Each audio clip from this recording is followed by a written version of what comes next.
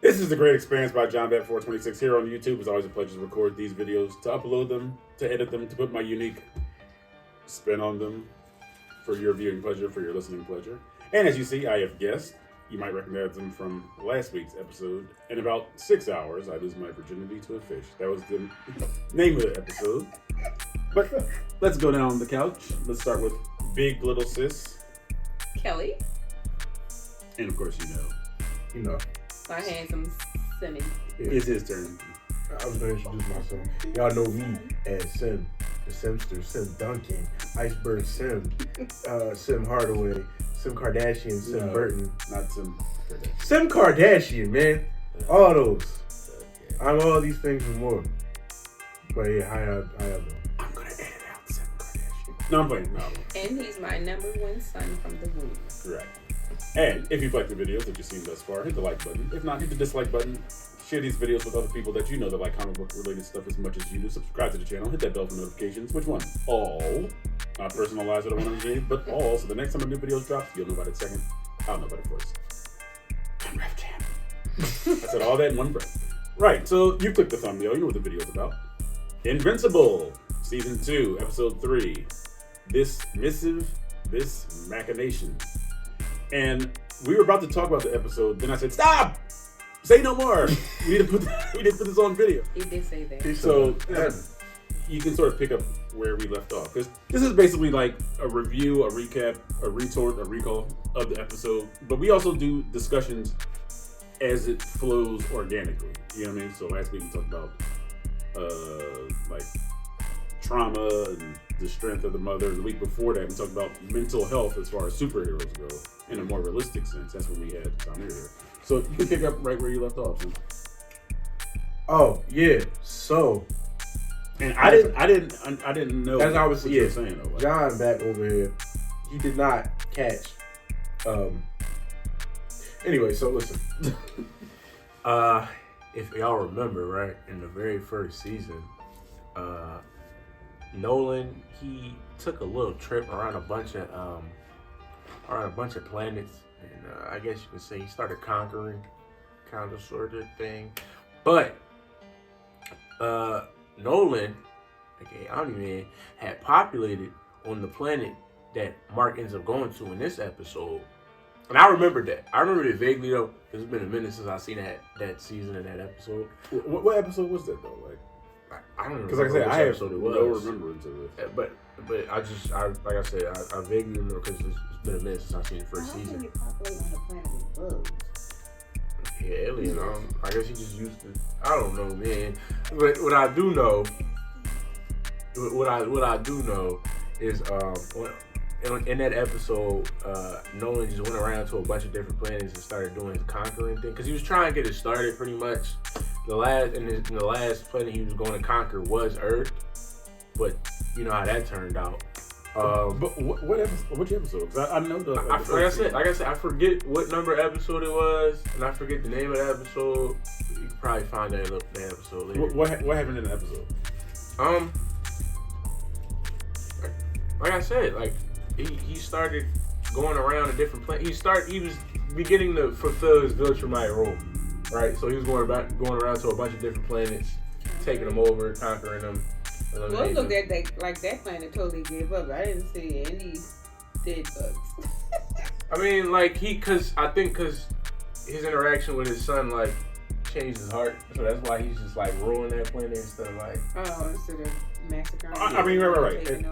Obviously, this is a spoiler, but yes, at the very end of the episode, Omni-Man comes out, and he's the monarch of the planet. He's the monarch of the planet. Now, and I called it out. He said maybe it's Omni-Man, and I thought maybe it's one of the Sequids. You know, those like leeches that were on Mars that like take over people or whatever. So now, I do not remember him. I do not remember this planet with these bugs. Because it was a sequence. It was like a real fast sequence. It's like a flashback. Yeah, no, not a flashback. This was like a montage, basically. Yeah, like a montage of Omni-Man just going around. He taking over all these different planets. Because they never actually showed him take over a planet. No, they never actually showed it happen. He was going around he was slaughtering planets though, and then he landed on the bug one, and he populated there. I think he made some kids. You mean copulated? Copulated. Okay. he copulated there and he made some kids. I don't know what that reference is. I don't get how can you Yeah. Are you referring to get with like a bug? Though? are you referring That's to just like nasty. when he explained like who he was to his son? No.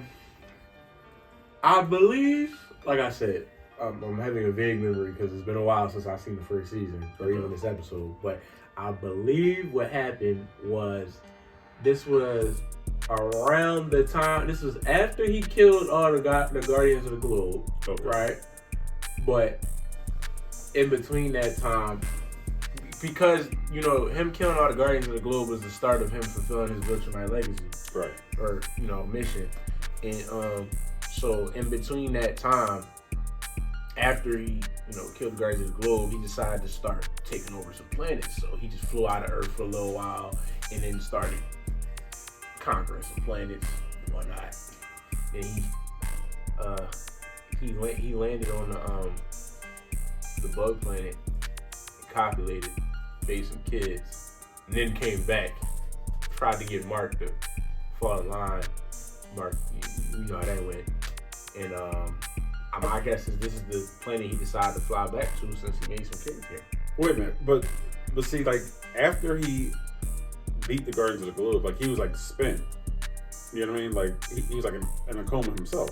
Oh yeah, he was. But remember, after he woke up eventually. Of course he woke up eventually, but I'm saying like after he recovered, like the issues with the uniform, Damien Darkblood and all that stuff. Yeah. And then like the very next episode, he had to save Mark from the Flaxons that invaded the Earth like 3 times in like 2 weeks. Mm-hmm. And then he went to their world and like Wiped them trashed out. the whole planet. Yeah, he wiped them out. But other It than was in that, that same episode though. Somewhere in that same episode. are you confusing these bugs with the Flaxons? No, it was a different planet. Because remember, the Flaxons did have like those antennas. Yeah. But they weren't as like praying mantises as these guys were. Yeah, like I said, my memory could be very vague, a little mixed up. But I do remember him going on a planet and populating. So that's because copulating. Sorry, I keep saying populating. But I do remember him going on a planet and copulating. Forget exactly which episode was on, exactly where it happened. But I remember that happening, which is why I was able to call out like, oh yeah, he's probably the leader of the Are you sure you didn't read ahead in the comic book? I didn't read that. I just remember that detail, that small detail. I'm like, no, he did populate a different planet. Copulate. I keep saying. All right, well, bro. I would like to know why the Viltrumites want to conquer who? Yes, them. Because they're the most powerful. And this is why you have to watch season 1, because Omni-Man explains at the end of the first season what his real mission is, and it's to take over the Earth and to get them ready for the Viltrumite Empire. But at first, he said he came here just to be like to share technology, to like accelerate the technology of that planet. But that was just a front. Okay. Yeah, but Wait. Let me finish. And so the Viltrumites basically culled their own population. So they killed their own people to see who would be the strongest and survive. But there were 3 of them beating up Alan. Alright, you're skipping ahead. I'm explaining to you like season 1, like what the Viltrumites do. They basically killed their own population to see who was the strongest, and then they went out into the universe, and that's why they have this mentality of conquering the entire universe to better themselves. Then if they kill everybody, ain't nobody. Then after you kill everybody, then what? Their goal isn't to kill everybody; it's to take over. Yeah, to take And if you object, if you resist, then they will crush you. You know what I mean? Like they did Alan's people. You see, I just had them like body parts and purple blood all over the place. Yeah. So since they resisted, they were crushed. But if you don't, you don't, bug people, you survive. Right, and that's what it looks like Omni-Man did at the end here. But what are your thoughts on the episodes, man? I think this is a great episode. I think this might be my favorite episode of the season so far. I think I might have to agree. Like after so Alan dying, because I don't know if he really did. I don't think was just I doubt it. But like the way that all played out was just crazy. That helps further, not further, but it just adds to my point that I made, maybe like two videos ago, like that, like the people who write Invincible just go for the most extreme every time, cause like they just killed him, bro. I'm just like, all right, well, I guess he gonna come back. Like he has to, because in the comics he's an important character. All right, well you gotta explain what happened though. Like, that's a big part of the episode. Yeah. So pretty much, 3 Viltrumites, one woman, 2 men. One of the men looks like Steve Harvey. Yeah, they look like Steve Harvey.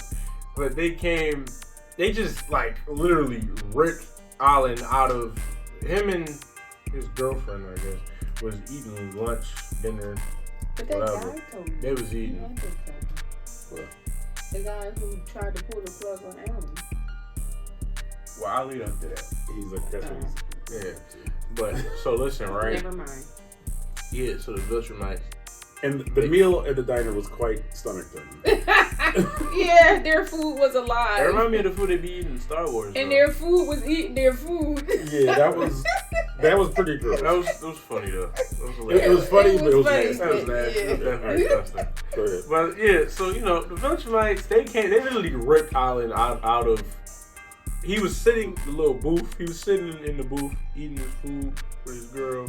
They came in, literally ripped him out of the cafeteria, and they just start interrogating him. And they're just like, yeah, we heard a rumor of Viltrumite on planet Earth, and like he defied his father, who was also a Viltrumite. You seen Invincible, you know what they were asking about. And Alan, he knew the truth, but he didn't want to tell him, so they killed him, pretty much, you know. But they didn't kill him, but they might as well have. But they left him for dead. They left him like for dead. they like yanked his one eye out. They yanked out his one eye, took Ripped his arm off, and then punched through his whole abdomen. Right. And it was a great shot. Like it was gross, but it was a great shot. Cause he's just like in his face. Every time like he spit out blood, it never went anywhere. Yeah. You know, because there's no like gravity, no pressure. I was like, that looked nice. I was like, this is a movie that would have been a great cinematography shot. Right. But, and Alan said something very poignant, like while he was talking to the other evaluation officer that turned out to be his girlfriend or something with no nose. Mm-hmm. He said they must have had inside information. He said somebody must have been feeding the Viltrumites. And as soon as he said that, that's when they like basically ransacked the diner. As soon as he said that, they ripped him out of the diner, Right. and just started interrogating him about Mark and Omni-Man. And Lamont pointed this out. And this is all straight from, like, this episode was straight out of the comics. And I thought it was done very well. Because, like I said, the animated series is actually better than the comic books, in my opinion. Almost beat for beat. This was now the later part. We'll talk about it later with Debbie and Alana's grieving widower. Because he's the husband. Right? Yeah. All right, so Lamont actually pointed out when they went to the Council of the Coalition of Planets, the leader of this council was actually voiced by Peter Cullen, who you know as Optimus Prime from the 1980s. Yes. So, and he sounded like Prime, you know, still a good voice and all that stuff. Wait, Yeah. 1980s? You've been voicing Optimus Prime for that long? Yeah, he was Prime in the 80s. So it's about going on 40 years, bro. Continue. And so, soon as we saw Alan in like his like incubation chamber, and the girl brought up to Peter Cullen's character that there was an inside man. He said, "I'll take care of him." As soon as he said that, I think we all were like, "Okay, He was like, yeah, I'll watch him." I was like, "Op, he's not to be trusted." Optimus Prime. He got in his real backdoor game. Right, Super Did you fast. hear what I said? Optimus Prime. You don't think everybody will put together that he killed him since she'll be like, well, I left him with him. He's the big boss. Like, They won't believe him. right, and it's like this. As soon as he walked out, like his face, he like scrunched his face up. I was like, "Op, immediate op." I'm just like, oh no. I was actually hoping she was going to come back in like, I meant to tell you. No, he probably would have. killed her or something. Yeah. Oh, he's that strong? Oh, I don't know. I really don't know. Right. But like, nah, he just turned off my man Island's life support. Right, he just like It was like, I'm sorry. I'm sorry. No, I'm just saying, I'm curious as to what's gonna happen to Island. But you wanted to talk about what Debbie did, right? right. So let's talk about Debbie's point of view. All right, so That was bad. last episode she got a card that was like very clandestine, didn't have a name on it, it had like Morse code on the front and like a phone number on the back. And Red Rush's widow gave her the card, I believe, right? Yes. Okay. Yeah. So when she called the number, like the lady was like kind of like distracted or whatever, and she didn't really get through. So the second time around, Debbie actually met her in person. She wasn't supposed to be talking about the Mm-hmm. She said only first names, but remember she said, I apologize, I was distracted by my 3-month-old. Yeah. Right.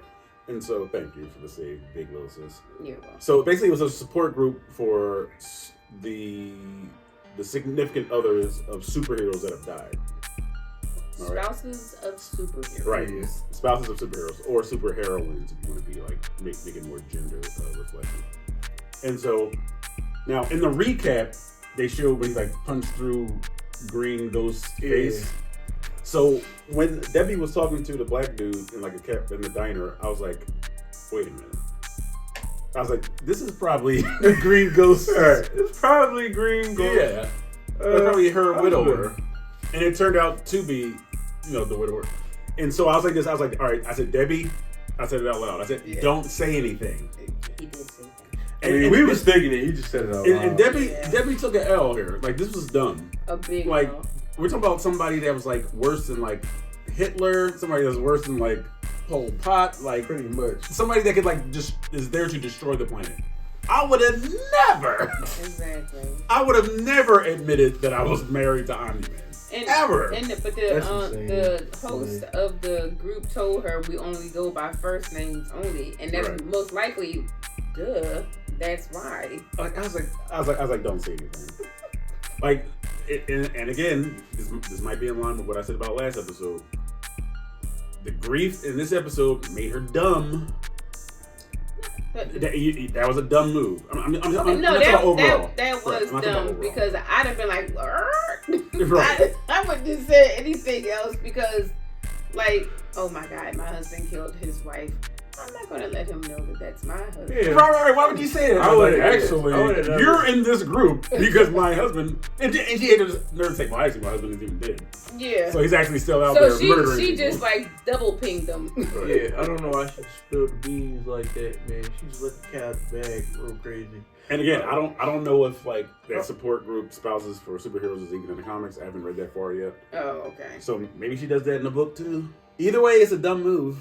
Oh, it's very dumb. People make dumb decisions in the grief sometimes. Yeah. No, but not that dumb. That was what you said. Not that dumb. That was almost not anything. That was almost galactically stupid. I was getting ready to say the same word. Thank you for playing. Should we or should we not follow the advice of the galactically stupid? Like, I think people don't make galactically stupid decisions in grief. You're admitting. Come on now. You're in a support group. Yes. And everyone there has lost somebody. Right. That guy is only in that group because her husband killed his wife. I didn't say it wasn't stupid. It's dumb. That's beyond stupid. Yeah, that's galactic. Galactically dumb. That's beyond stupid. Yeah, and then you said your husband's not even dead, so why are you here? Right. And his reaction, like, I thought it was very human. Like, I thought it was mean. I was like, maybe a grieving man would say, yo, don't come back to that group.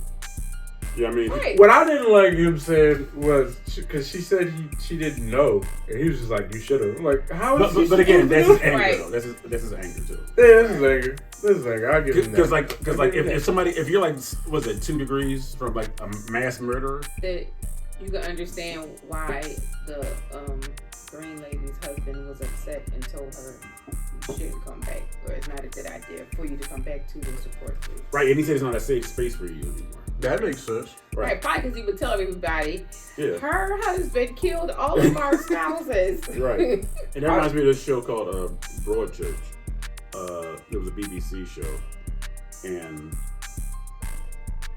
basically, Olivia Colman, who played in Secret Invasion, she was a DI. She was a detective inspector, a police officer. And the whole first season is about a child that's like murdered. And it turns out her husband killed the child. Oh shoot. And so when they told the mother of the child that was murdered, she said, "How did you not know?" You know what I mean? And it was the same thing with her, because Olivia Colman said it to somebody else earlier in the series. She's like, "How did you not know?" So then it came back on her. Well, that shows you how things come back around. But so like that, I understood his grief. I just didn't understand her grief, making her to make such a brain dead decision. Yeah, that was very dumb. Yeah, that was by far very dumb. Good acting. That was dumb. But I am surprised to see Omni-Man again this soon. Yes, very surprised. Because he flew off. I'm like, all right, they're never going to find this guy. But he obviously loves his son, because he sent the person to go and find him. True. Yeah. And the bug lied immediately. Yeah. Right? Immediately. He's like, to make sure he will come. He's like, yeah. If you think about it, he came as the dog, and who else would know that besides his dad? Right. And so it really makes sense. Right. Seance dog. Yeah, the seance dog. It makes sense. It adds up. All right. So what grade do you give it, Mike? I'm giving this one I give it an A. I give it an A. Straight A. Big little sis. Yeah, I liked it. Even though I told you I ain't like that third party messaging. His girlfriend telling his mom, I'm going away for 6 to 8 weeks, and you're not even on the same planet. That's like. Wait, we didn't even talk about Mark and Amber. Oh yeah, how about let's get into that real fast, man? Let's talk about Mark. So this was, this is one of his coming of age episodes. Okay, he and Amber finally know each other. They copulate. Coitus. Okay, I think that's each other. They did the do coitus.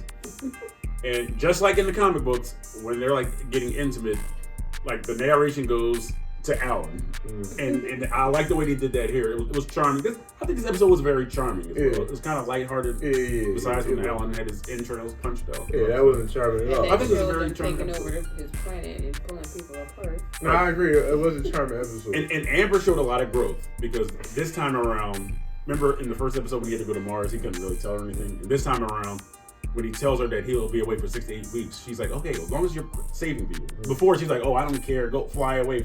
And nobody liked Amber at the end of the first. Everyone hated her more than Omni-Man. Yeah, because seriously, literally, that's the truth. Everybody hated Amber more than Omni-Man because of how she had her big lack of understanding. No, it was the fact that she understood. It's because she's like, you don't think I know you're a superhero? Oh yeah, that's. Then the whole world was like, wait a minute, you knew? Right. It's like, so you know he's a superhero, but you're giving him a hard time for doing what a superhero does. That's right. Any sense. See, then when she showed us, like Kate in The Godfather, she knew who her husband was. Yeah. Right. She did. Right. That's true. Right. And she still acted the way she decided to act. Yes. Right. Yeah, but like Amber, the first season, Michael. she knew exactly what Mark was doing. Right. And she still would get mad when he had to leave and fly away. It's like, okay, so you signed up for this. And that was stupid, because at one point she was like, where were you? Like, if you already knew. That's what I'm saying. Why would you ask? Because he was right there on the scene. Like, what did you just want to see what he was going to say? Like, But she showed, I thought that gave her a little growth. You know what I'm saying? Like, okay, as long as you're saving people. Yeah, that was a major step. I was like, all right. And the charity, yeah. Like, and when she showed up at the end of season 1, like, I was kind of like, get out of here. You know what I mean? But she was more like, all right, I know you're not okay, and she started sounding like an actual human again. Yeah. And then when her and William and Mark and what's the other girl's name? Samantha, or Eve, I'm sorry, were at the diner. Like, I was like, all right, I guess they could be friends. Yeah. But all right, what's your grade for this episode? I liked it. I give it an A. Right, I'll give it an A minus, and the minus isn't because something was bad. It's just that I don't think it's a perfect episode. Why do you think it's not perfect? No, I just don't think it was perfect. Is it a Debbie thing? No. It's nothing I didn't like. I'm just saying, like, it just wasn't like. Why wasn't it perfect? Why wasn't it perfect? Yeah. Expand upon that. You think this was a perfect episode? Like I think it was a very good episode. I don't think it was what would have made it perfect? I would give it an A. None of you gave it an A plus, so none of you think it's perfect either. So. Oh, you never said they were A plus. You just said it was great. You're grading it. Yeah, but I didn't know A plus was. I'm saying, because you're giving it an A-, which is less than what I'm giving it, less than what you're giving, correct? Yeah, we didn't. It's an A. It's still an A. Okay, but you're taking the point away. We just want to know why. I don't know if I'm deducting the point. The A- is done. I grade. No. I grade like this. I grade up. I don't grade down. You know, you start at 100 and grade down. I grade up. Like it was great. Like A-. It's like I'm just curious, what's keeping you from giving it like a flat A? We're not even asking for an A+. We just like. Yeah, I'm just saying like wow. But A+ is perfect though. Okay. None of you gave it an A+. So right. none of you so think it's we're perfect saying either. it's not perfect, but you're still saying it's less than perfect. I just want to know your reason for your grade. Minus. Oh, the reason why. I think it was like it was more of a character-driven story. Right. So it's not like a whole bunch of action. Didn't really need a whole bunch of action. It was and it wasn't filler. No, it wasn't. At all. So I think it was a very good episode. No, yeah, no. Look, I know you say it's a very good episode, right. But I'm just curious as to like what would make you give it an A- instead of an A. That's what I want to know. Like, what's the one bump down point? I'm thinking, if you were to say like it was the Debbie thing for you, like I get that. No, it's not that because I just think she just had a dumb moment. It was a dumb moment. This is a catastrophic moment. That was so crazy. I'm like, what? Catastrophic CATSTROPHIC. That's a great word for the great experience by John Bat 426. What were you saying? Did you want more action? I spell big words on the channel, so that's all that was. You spell expensive words? Anyway. So, what did you want more action? No. This was ideal to me. Like it was a character-driven story. Like it's a coming-of-age portion, which has nothing superpowered about it. I thought it was very good. Right. His character development. Then it went to Alan. We had character development for Alan. Right. Like, and then we have like the one sort of action sequence where I ain't gonna say sort of. When them three Viltrumites were ping ponging his head around. No, that was action for real. Like it didn't have to be a big full scale fight or battle. I thought it was very good. I thought it was very adequate. Yeah, it was very good. And remember, I grade up, so I think it graded up to an A-. I think that's a pretty good grade. Oh, because last week we gave it a B-. I gave it a B+, and I gave the episode before a B+. I think this is the best episode of the season so far. Okay. Personally. I would agree. So I would give it an A, for sure.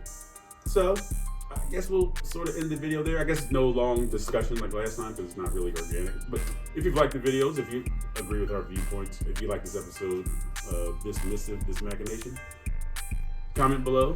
All right, David Brent, please let them know where those comments go, sir. Thank you, Mr. Brent. Do your part. Big little sis Kel do her part. Simi will do his part, and I'll do my part. So the Great Expanse by John Bat 426 can and will expand into the name.